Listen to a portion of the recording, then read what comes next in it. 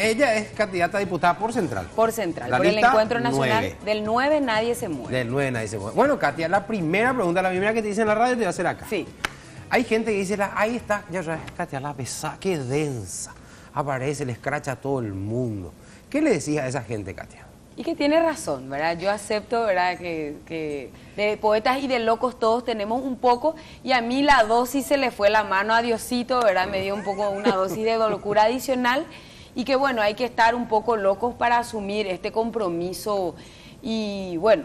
Ahora, es tóxico ese ambiente, ¿eh? Te vas, por ejemplo, en el que te moves, el Poder Judicial, súper tóxicos. La justicia es un derecho humano fundamental, Pablo y Gladys, y nosotros asumimos esto hace más de una década con una idea fuerza.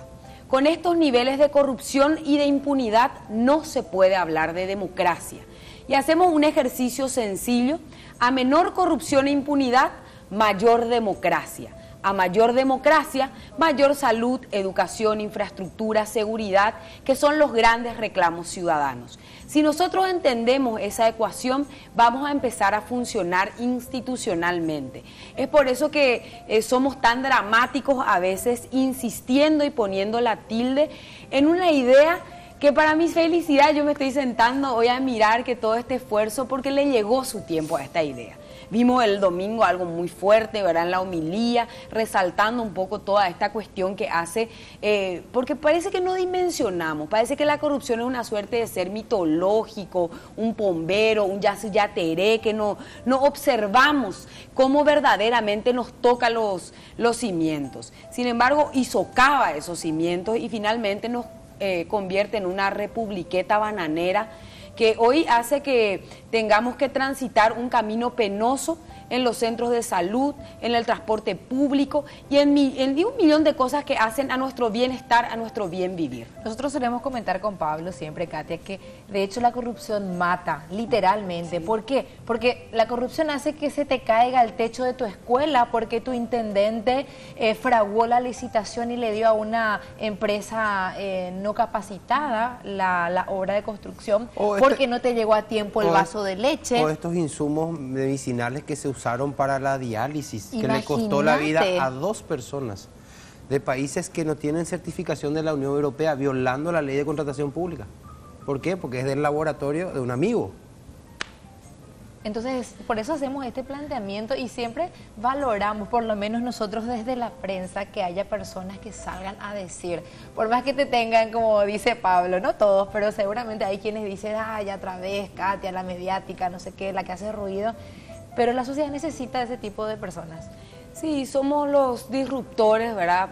Pocas personas asumen este ejercicio cívico de una manera tan total, ¿verdad? Hay un libro que es muy lindo que se llama El Ciudadano Total y no deja de tener razón Pablo al decir de que este ambiente a veces hace de que uno se dé una dosis irregular de situaciones que te desolan. Por eso siempre nosotros decimos desde la Coordinadora de Abogados que esto hay que encararlo con esperanza, hay que encararlo como un proceso, y se están viendo acciones interesantes.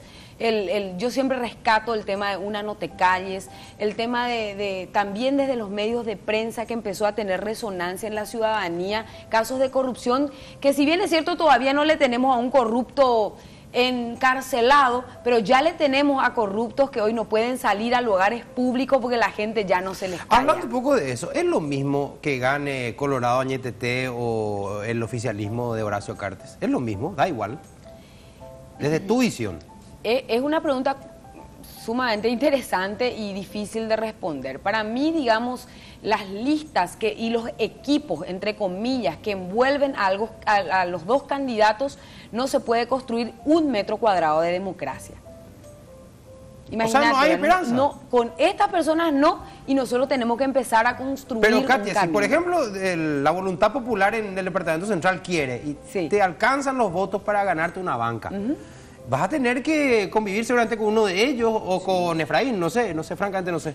No, y nosotros tenemos que construir una agenda, digamos, ciudadana, que posicione temas que hagan al interés cotidiano de las personas y empezar, digamos, a insistir con un acompañamiento fuerte de la sociedad civil, que esos temas terminen instalados tanto en el Congreso como en el Ejecutivo. O si no, ellos van a seguir marcando, como históricamente lo han hecho, esas agendas desdibujadas, opacadas, esas agendas que no tienen nada que ver con las necesidades de la gente y de los jóvenes fundamentalmente. Yo no veo mucha esperanza. Vamos a tener que esperar 5 años más de ir construyendo este espacio cívico y ciudadano. Sinceramente no creo. El vicepresidente de Añetete, ay, se me fue el nombre hasta Hugo Velázquez. Hugo Velázquez, por ejemplo, tiene casi 30 parientes nombrados en la función pública, la esposa es fiscal adjunta, o sea que tiene un esquema. Vamos a irnos del otro lado, les tenemos a un Óscar González Dae, ¿verdad?, que maneja feudo. ¿Qué podemos construir con esa gente? Le tenemos a un Zacarías Irún. Nada se puede construir, por más esfuerzo que uno ponga, con personas que son averiados democráticos e institucionales. Entonces, nosotros tenemos la capacidad de construir, es tu pregunta. Sí tenemos. Hemos, digamos, demostrado en esta década de lucha que sí somos capaces de entablar un diálogo, pero un diálogo de cara a la ciudadanía. No un diálogo donde, digamos, se establezcan pactos espurios que van en contra de los intereses ciudadanos. Y ese va a ser, y esa es nuestra fortaleza, Pablo Igladi. ¿Y cómo ves a la vereda de enfrente? Hablábamos de los 2 candidatos del Partido Colorado, pero bueno, 2 son los partidos tradicionales que yo creo que merecen un castigo de la ciudadanía porque, bueno, son muy parecidos en su esquema. Pero digamos que Efraín en particular, ¿tiene posibilidades de llegar a la presidencia según tu óptica? El equipo de Efraín a mí tampoco me convence. Yo lo he denunciado, por ejemplo, a Busarquis, que está a su derecha, ¿verdad?, que no fue capaz de reconocer a un hijo. O sea, que ¿qué podemos esperar de él? Después vamos a pasar lista por un montón de personajes como Llano, que ha conspirado contra la propia constitucionalidad de la República. Muy poca gente dentro de esos equipos de los partidos tradicionales ofrece una esperanza. Por eso es que yo no me fijo tanto en lo que no puedo hacer, sino que estamos tratando de construir lo que podemos. Y estos equipos que hoy se presentan anquilosados, con una política prebendaria, con una política del dinero sucio que no se explica y que hoy nos espetan en la cara campañas multimillonarias. Yo quiero que ustedes vean Tuma, por ejemplo. Yo quiero saber de dónde Tuma quita el financiamiento de su campaña. ¿Ustedes saben cuánto cuesta alquilar? Porque este tema de las elecciones había sido un negocio. Yo, anga cándida como soy, ¿verdad?, me voy por la vida diciendo, bueno, voy a poner gigantografía. ¿Ustedes saben cuánto cuesta un espacio en una de las avenidas principales de alquilar? Bueno, 50 millones de guaraníes. 50 millones de guaraníes por mes. Una gigantografía. Una gigantografía en un lugar, en avenidas principales. Nos enrostran, no hay espacio, hoy ya no hay luego para alquilar. Bueno, pero ese es el espacio, después está la gigantografía, Totalmente. el arte de la publicidad, digamos. Es imposible competir y esa gente nos debe explicar contablemente de dónde saca ese dinero para estos niveles monstruosos de propaganda electoral. Y después no vamos a hablar, estamos hablando solamente del tema gigantografía, después no vamos a hablar del tema, digamos, de medios, de contratación, de lo que son, porque usted te maneja redes, me decía, yo manejo mis redes. Porque hoy no se puede, ¿verdad? O sea que es mucho dinero el que se debe invertir, entre comillas, para tener todo un equipo funcionando. Y a mí me parece, digamos, maravilloso que haya gente que tenga, pero nos debe explicar de dónde. Porque ese dinero, te puedo asegurar que no compensa el salario que ganan, algo tiene que haber detrás, porque vocación de servicio no es, porque a ellos ya los hemos probado. Vocación cívica no es, vocación democrática no es. Entonces necesitamos una ley de financiamiento político que cubra justamente la inversión del narcotráfico y el contrabando en las campañas de los políticos. Viste, Katia, que el diputado o la diputada es un escaño regional. Representa una región, en este caso vos te presentás por Central. Por Central. Yo sé, Katia, que al estar ahí también te ocupás de temas nacionales, obvio, ¿verdad? Como los que estás diciendo. Ahora, enfocado un poco en el electorado de Central, ¿qué vos le decís a tu electorado? Nosotros le decimos que vamos a trabajar en el control ciudadano, que eso es el principal rol que debe cumplir un parlamentario. Nosotros no venimos acá a bajar falsas promesas, las principales, sabemos cuáles son las necesidades de Central. En primer lugar está el tema de la seguridad. La gente tiene miedo hoy de salir a las calles. En segundo lugar, la gente pide trabajo, pide una oportunidad. Y en tercer lugar está el tema de salud. Todos esos problemas podemos ir direccionando y solucionando en tanto y en cuanto ejerzamos control. ¿Dónde? En el presupuesto. Yo voy a dar un solo ejemplo que me gusta mucho citar. Por ejemplo, todas las instituciones públicas tienen un rubro que se llama retiro voluntario. 14.000 millones de guaraníes de retiro voluntario se gastó en el Poder Judicial, por ejemplo. Sí. ¿Y saben cómo funciona ese negocio? Le dan el retiro voluntario a alguien que está a meses de jubilarse, cuando la salida natural de la institución debería ser la jubilación. Se va con 2.000, 3.000 millones de guaraníes y finalmente eso termina repartido, digamos, en una rosca, digamos, el mafiosa. Que le hizo el favor se queda con una tajada. Se queda con una tajada importante. El rubro de retiro voluntario hay que eliminarlo del presupuesto general de gasto de la nación. Porque el objetivo de ese retiro voluntario que se creó en la época más o menos de Borda era descomprimir a las instituciones públicas que estaban sobreestoqueadas de funcionarios y poder funcionar efectivamente con menos gente, dándole la oportunidad al funcionario público que se retire de manera voluntaria, abonándosele la indemnización tasada por la ley. Por la ley, sí. Sin embargo, empezó a hacerse un negociado. Hoy todas las instituciones tienen retiro voluntario, quitan 10 por retiro voluntario, gente, repito, que se está por jubilar, y meten 50 por la ventana.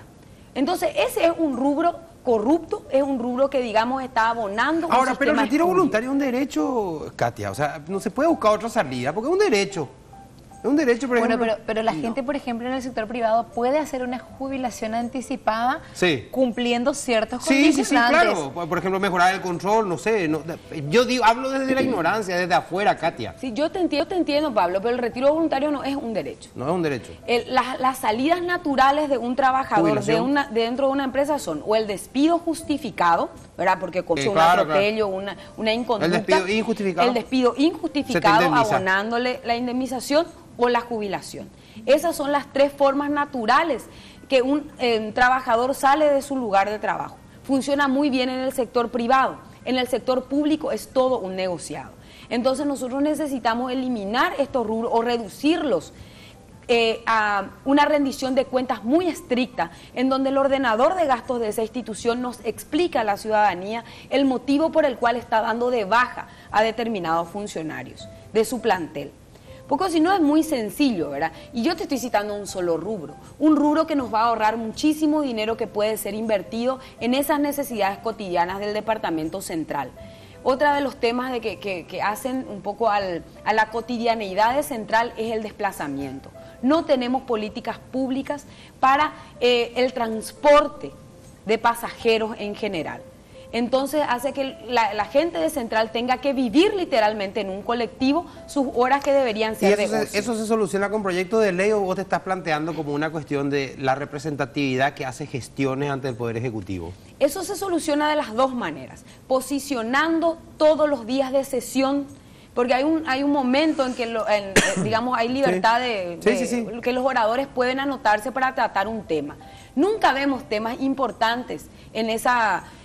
Vemos temas particularísimos en donde se están defendiendo pensiones graciables, por ejemplo, para fulano, para perengano, y así entran una treintena de personas que no sabemos si merecen o no. En ese momento, el parlamentario debe ser capaz de erigir un discurso que sea sostenido, llamando la atención de quienes ejercen la administración. Y eso es lo que nosotros vamos a hacer. De hecho que lo estamos haciendo a través de las redes sociales todo el tiempo. En ese tema de transporte encima tenés algunas alternativas, no necesariamente de ley o de un acuerdo con el sector público, inclusive con el sector privado, con esto que habíamos hablado con un entrevistado de organizarse con el sector privado, la entrada escalonada en el horario diferenciado, por ejemplo, las 7, 7 y media a las 8. Después está otras cosas que si la salida también, de modo a que no sea una congestión. Pero está también el asunto del tren, si lo hacen realmente. Eso es fundamental, pero digo nomás, hay cuestiones más sencillas que se pueden plantear, que no sé por qué motivo no se hacen. Y que no cuestan un guaraní partido por la mitad, sino voluntad política, que hoy no hay. Supuestamente el tema del transporte público requería la creación de un ministerio. Se crea el viceministerio del transporte, ¿con qué objetivo? Y yo les voy a decir con qué objetivo, porque ustedes saben que no tengo pocos pelos en la lengua, ¿verdad? Con el objetivo de transar. Y hoy esa coima legalizada que hoy estamos teniendo se ve en la falta de políticas públicas. Y hay que traerlo acá en Sina, hay que traerlo al viceministro del Transporte para que explique cuáles fueron los avances que tenemos.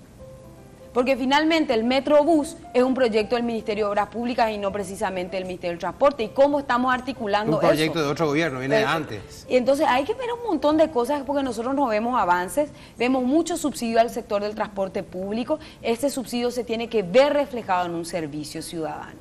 Ese servicio no hay.